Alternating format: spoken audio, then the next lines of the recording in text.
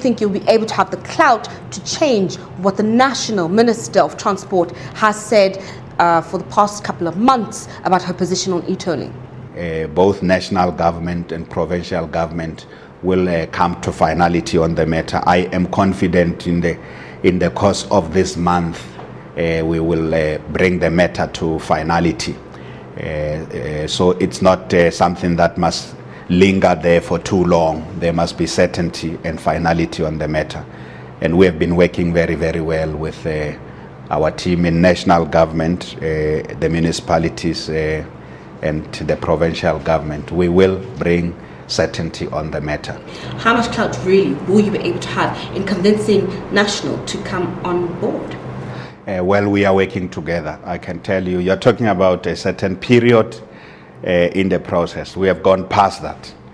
We are in a different space now. We have moved from where there was some misgiving to a situation where we all trying to look for the best solution that also protects national interest, that addresses the concerns of those who are severely affected. And I'm very confident that we are close to a solution on the matter.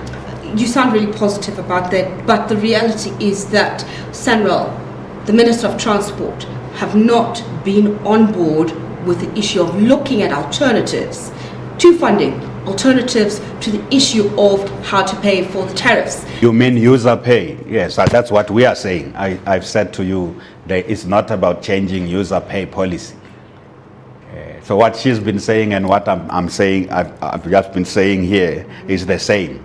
The central question is we are now addressing the recommendations of the panel together.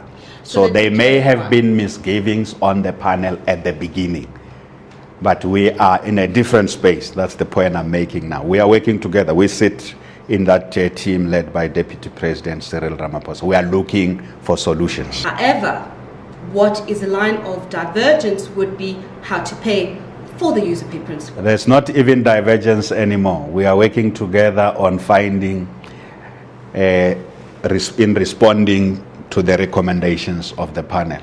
The difficulty is you can get stuck in a period last year, and we are in a period where we are sitting and working under the guidance of the Deputy President to find a solution. Looking at the broader issues of transport in Gauteng, yes, we've seen that the Gautrain as well as BRT have been on strike.